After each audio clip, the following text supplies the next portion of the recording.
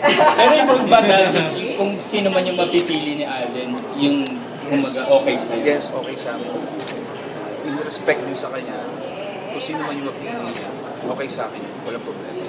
So hindi ka against kung halimbawa may nakita kong No, I'm not. masyadong maganda. Okay lang. Okay lang. Pero kayo mo So, mas mahal po niya. Basta Eh si kayo naman dad, pinapayagan na ba kayo ni Alden na sabi mo nga kanina pang date yung binigyan na nga ako ng pan-date eh. Okay na ba mag-date si daddy? Oo po naman, it's been 5 years and I'm sure kung yung mom ko rin nakikita niya to, I'm sure she would make a way na parang sabihin sa dad ko na have fun man. Parang morning time is over. So, basta wag na kami pababayaan ng mga kapatid ko. Okay ako doon. It's been 5 years. Yeah, it's 5 years na. O kamusta na ang love life mo naman?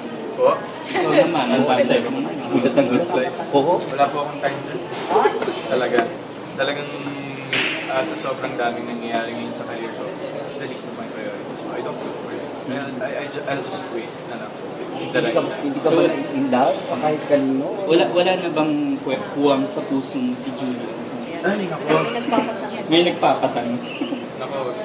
Basta ako po, focus sa career and wala po munang distractions. So, focus po ako.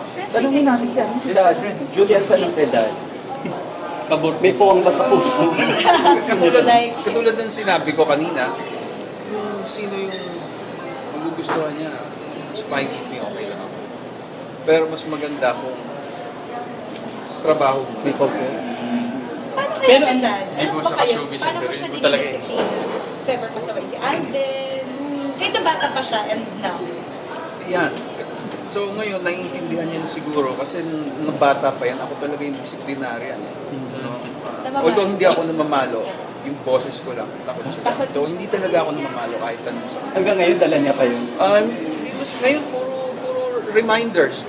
No? Hindi naman. Ito yan, ganito yan, ganito yan. Para alam lang niya, nag-guide na lang ako ngayon kasi may sarili na siyang discipline. Gina-guide ko na lang siya. At ano kang matino naman? Ay, Napalaki mo naman ng matino. matino naman sila.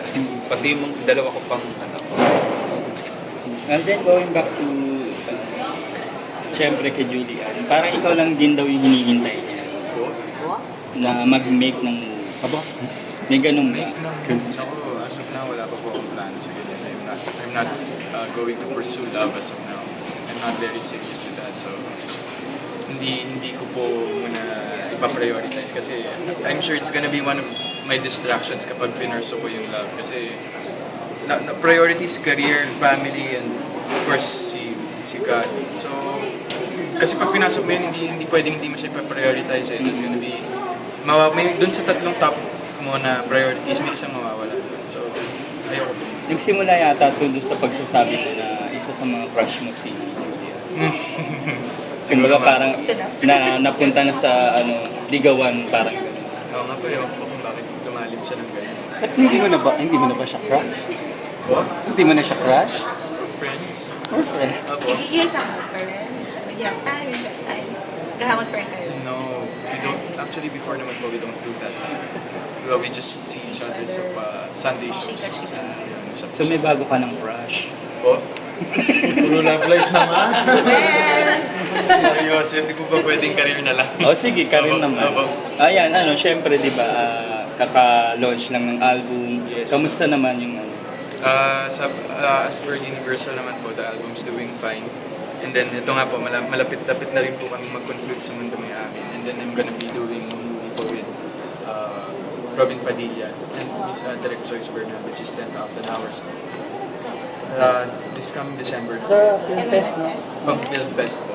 And then, Gano'n ka-excited? Of course, Robin Padilla. opo, nung nag-storycon po kami by feeling, of course, portraying, wala pong audition na nangyari dito sa movie na to. Parang nag-meeting lang po sila and then nabigyan po ako ng chance to portray one of the roles dun sa said movie. Then excited and so of course challenge kasi another one step higher na naman po sa mga na-achieve ko. It's gonna be one very different siya sa mga roles na na-portray ko po before. Then malayong-malayo sa The Road, sa Queen Academy, sa Panday. Action siya, medyo action and at the same time it's for the country. It's inspired by a true story. So bali parang handpick ka rito ng Direct Joyce ba? Hindi ko po alam eh, pero basta sinabihan na lang po ako na you're gonna do a part dun sa movie, and then nag-story ko po kami, look the best, and then yung shoot po namin will start, actually kahapon po nag-start na sila, June 17. Pero ako po siguro late mga first or second week of July. Anong feeling naman na syempre kasama ka pa rin sa Sunday All-Stars? Kasi parang yun yung inaalala mo dati na baka hindi ka makapag-promote ng album mo because, di ba? Opo, kasi masaya po kasi at the same time, napalitan yung concept ng show.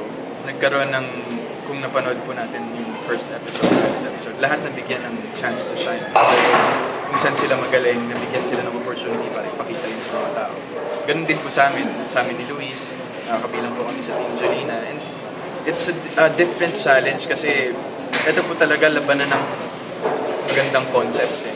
Lahat po involved, hindi na yung show yung nagbibigay ng prod sa'yo.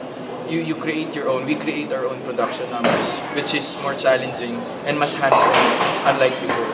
So mas gusto mo yung format? Opo, kasi para may input naman po lahat ng, kasi po since different groups, we have meetings and then we input our own concepts and then dun kami nagkakaroon ng conceptualize all together. And then at the same time, nagiging close po yung mga members ng group.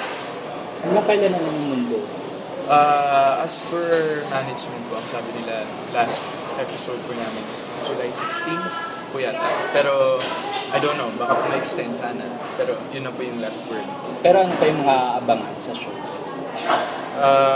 Meron nga pong unexpected wedding na abangan sila. Yun po ang isa sa mga... Kung kanino ka ikakasal? Hindi po yata sa akin. Basta surprise po. Surprise po yun. And then, yung ending ng love story ng tatlo, Jerome, Darlene, and Marilyn. And then, merong mamamatay. So yun. Yun yung mga dapat abangan sa mundo niya. Ayan. Daddy. Daddy, show mo.